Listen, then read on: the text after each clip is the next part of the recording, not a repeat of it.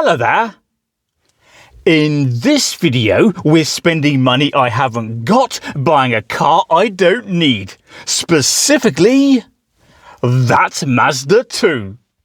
Welcome to CarSpyTV.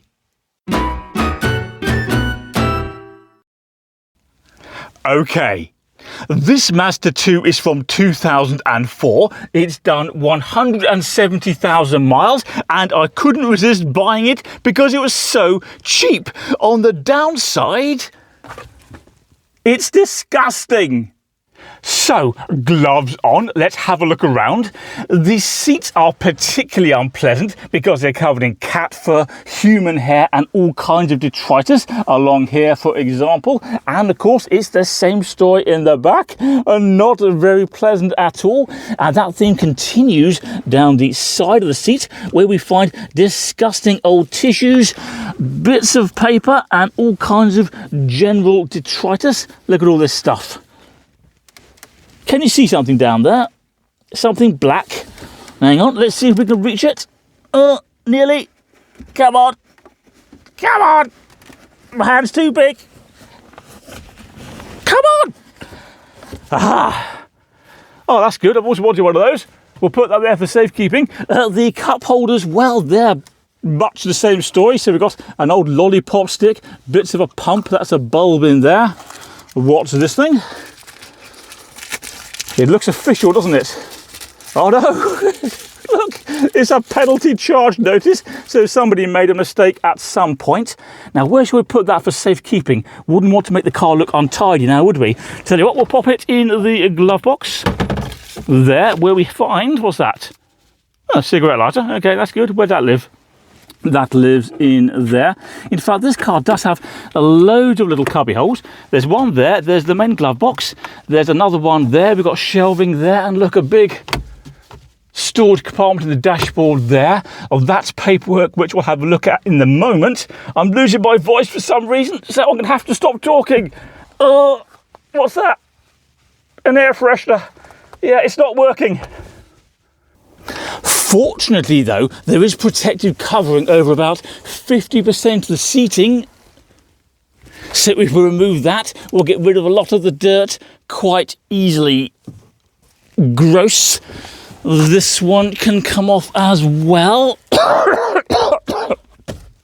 Yeah, nice. And of course we've got the back seat to do as well, which isn't so easy because I'm sitting on it. But nonetheless, we shall persist. Come on, off you come. Come on. It's still filthy, even under the seat covering. Ugh.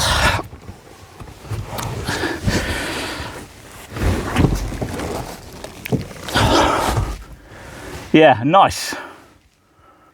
Yeah, there we go. Seats are still filthy, irrespective of the covers. Never mind, I'm sure they helped a bit. Right, now, even though I've just bought this car, I first saw it about 10 years ago when someone asked me to find her a car. This is what I found. And at the time, it was about 11 years old and it had only done about 80,000 miles and it's been unbelievably reliable. You couldn't ask for a better, more reliable car, and even though it's now worth pretty much scrap money, it's still a reliable driving car with an MOT, despite its appearances. As for the engine, it's a 1.4 litre 4-cylinder petrol. I shall show you. There it is. And surprisingly, this one actually works. It does lose a bit of oil though. Now, I have had a quick look under there. There is a little bit of a leak, but nothing major. So I suspect it's actually burning oil more than losing it out of a hole in the bottom of the sump, for example. Now, would you like to see something weird? Can you spot it? No? Okay, how about if we have a closer look at the A-pillar? See it now? We've got all these scars all the way up here, and some of these are really deep. Look at that one. So, what do you reckon caused that lot? My first thought was a grizzly bear, but no, it's actually the windscreen wiper, because it's not stopping about there where it should. It's continuing and scratching all down there. And if we have a look at the amount of play we've got. It shouldn't do that. For comparison, let's see how much play the wipers have on that Nissan Micra. Place your bets now then, or what do you reckon? Ready? Yeah, look at that. Hardly any play whatsoever, and this car's 4 years older than the Mazda. As for the Mazda itself, we also have this wheel which got destroyed. See that? When the car went into a pothole. This tyre which got destroyed when the car went into another pothole. And for some reason in the boot, we also have this stuff which, according to the previous owner, is duck food. So, are there any ducks around here which are hungry? No. I've just spotted a really good feature that I'd forgotten about. So this, of course, is the front passenger seat, and if we pull this lever at the side, it folds completely flat.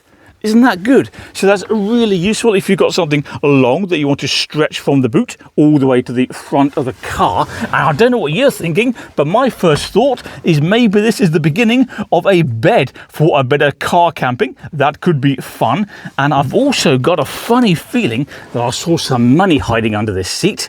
So maybe we're about to get rich. Let's have a look. Let me know if you can see it. Yeah, there it is. Can't reach. Oh, it's only a penny. Never mind, we'll keep looking. Might find some more money here somewhere.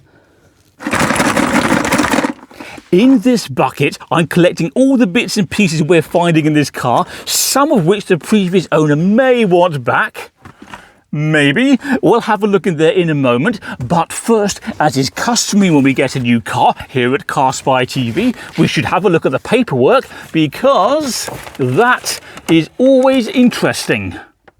So there's the logbook, which is now in my name. This is the MOT, which lasts for about 8 months. Now, what's all this? This bag contains important security information and documents. Does it? I'm not convinced. We do have some invoices though. This one is for a new radiator. This one is for servicing. What's that? Battery, bulbs, more bulbs, more bulbs. This car does need a lot of new bulbs. Now this looks important. Built-in security, the International Security Register. Hey, that's not our car. That's a Mazda 6. We've got a Mazda 2. The Mazda 6 is far superior though, so I would swap. Right, what's all this? Stickers, more stickers, another sticker, another sticker. Well, we're good for stickers, but I don't feel particularly inclined to phone these people to register the vehicle with them, because frankly, the call would cost more than the car. So, we've had a quick look around this Mazda. How much do you reckon I paid for it? You're welcome to guess in the comment section of this video, and I'll let you know how close you are. Now, let's have a look in that bucket. We have a free servicing card which expired in 2007. Bits from a pump, a couple of Red Bulls, not sure what they're from, 2 bulbs, that black thing I showed you earlier. Yeah, we got half a key for a Mazda, not sure where the other half is. We got a piece of Lego, which no doubt I'll now tread on in the middle of the night. A pencil, a crayon, 8 pence no less, so we're going on holiday with that. 5 hair clips, which I would be using because my hair is a distant memory. And most importantly, we have this salt, so, you know, let me know if you fancy some chips. Would you like to pop over to CarSpyTV to help me clean this car? No? Didn't think so.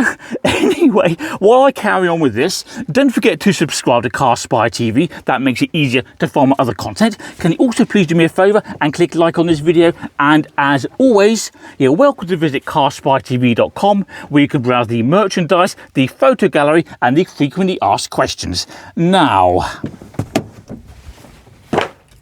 where's my Hoover?